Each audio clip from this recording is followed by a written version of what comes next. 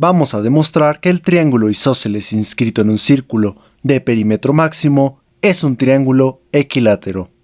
Aquí tenemos el dibujo de nuestro problema, un triángulo isósceles inscrito en un círculo de radio R, ¿de acuerdo? Como estamos suponiendo que el triángulo es isósceles, si llamamos a este lado A, entonces este otro lado también se llama A. Y el último lado, pues lo vamos a llamar B, ¿de acuerdo?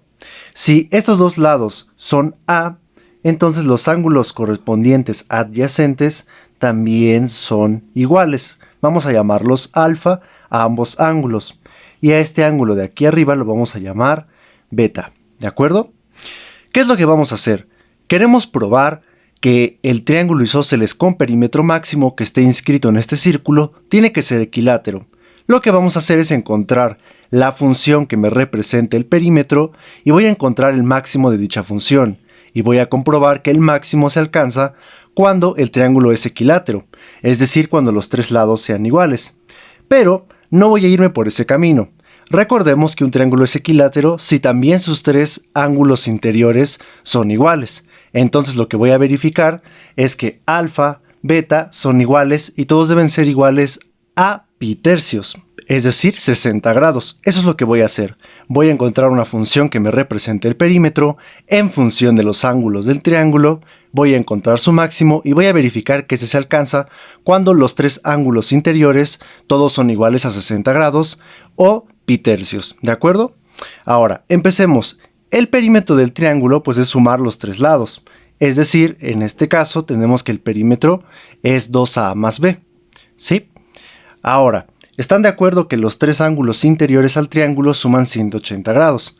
Es decir, que en este caso, 2 alfa más beta es igual a 180 grados o pi radianes, ¿de acuerdo?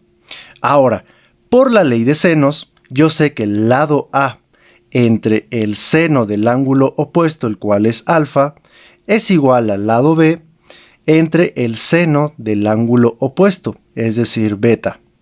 Y además la ley de senos me dice que esto es igual a 2 veces el radio. ¿Para qué quiero estas igualdades?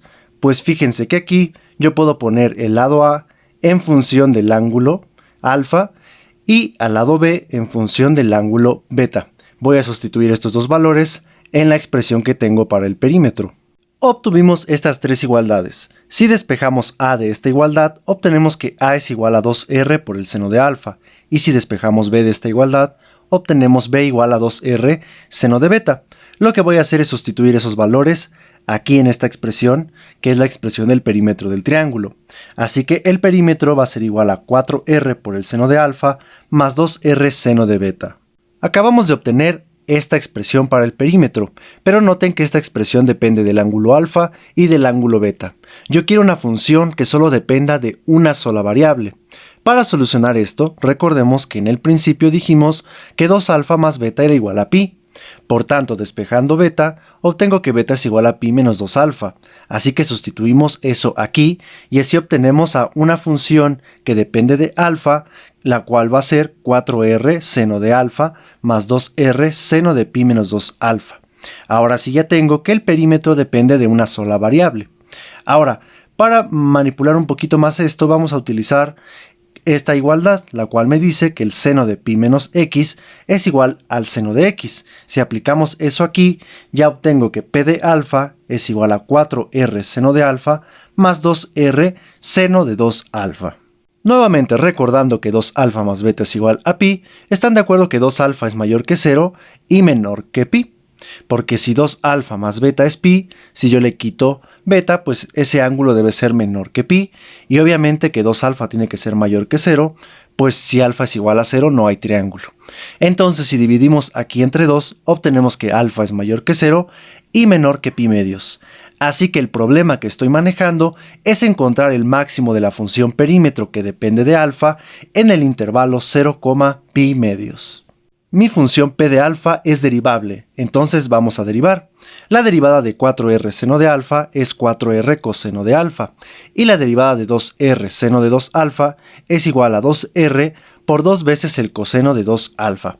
¿De acuerdo? Aquí multiplicamos y obtenemos 4r, Y ahora factorizamos 4r de ambos términos y acomodamos lo que tenemos adentro como el coseno de 2 alfa más coseno de alfa. Ahora recordemos la siguiente identidad. Coseno de 2 alfa es igual a 2 coseno cuadrado de alfa menos 1. Así que esto se acomoda en 4r, 2 coseno cuadrado de alfa más coseno de alfa menos 1. Así que factorizando esta expresión, obtenemos que la derivada de p es igual a 4r por 2 veces el coseno de alfa menos 1 por el coseno de alfa más 1. Por tanto, para buscar cuándo la derivada de p es igual a 0 en el intervalo 0, pi medios, lo que tenemos que hacer es igualar la última expresión que obtuvimos para la derivada de p a 0. ¿De acuerdo? Ahora, si este producto es igual a 0, es porque 2 coseno de alfa menos 1 es igual a 0 o coseno de alfa más 1 es igual a 0. Despejando de las dos ecuaciones, obtenemos que coseno de alfa es igual a 1 medio y de esta obtenemos que el coseno de alfa es igual a menos 1. Ahora, esta ecuación no tiene soluciones en este intervalo, pues en este intervalo el coseno es positivo, así que nunca podrá ser igual a menos 1. Y en este intervalo, esta ecuación sí tiene una solución, y es alfa igual a pi tercios. Acabamos de obtener un punto crítico para la función p. Para saber si es un máximo o un mínimo, vamos a utilizar el criterio de la segunda derivada. Para ello derivamos nuevamente p' de alfa. La derivada de coseno de alfa es menos seno de alfa, y la derivada de coseno de 2 alfa es menos 2 seno de 2 alfa. Si simplificamos, obtenemos menos 4r seno de alfa menos 8r seno de 2 alfa. Por tanto, vamos a sustituir el valor de alfa igual a pi tercios, el cual es el punto crítico, para saber qué punto es. Entonces sustituimos pi tercios en la segunda derivada de p. De eso vamos a obtener menos 4r seno de pi tercios menos 8r seno de 2 pi tercios. Ahora, seno de pi tercios es raíz de 3 sobre 2. Y seno de 2 pi tercios también es raíz de 3 sobre 2. Noten que esta cantidad es negativa. Así que lo que obtuvimos es que al sustituir este punto crítico en la segunda derivada, obtuvimos un valor negativo. El criterio de la segunda derivada me dice que entonces en alfa igual a pi tercios, la función tiene un máximo. Es decir, que en alfa igual a pi tercios, el perímetro del triángulo es máximo. Pero recordemos otra vez que 2 alfa más beta es igual a pi.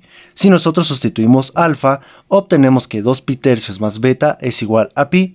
Y despejando, obtenemos que beta es igual a pi tercios. Por tanto, estamos probando que el perímetro es máximo cuando alfa y beta son iguales a pi tercios. Pero recuerden que dijimos, si alfa y beta son igual a pi tercios, quiere decir que los tres ángulos interiores del triángulo eran iguales, y por tanto, el triángulo es equilátero. Así que aquí estamos probando que el triángulo isósceles, inscrito en un círculo de perímetro máximo, es un triángulo equilátero.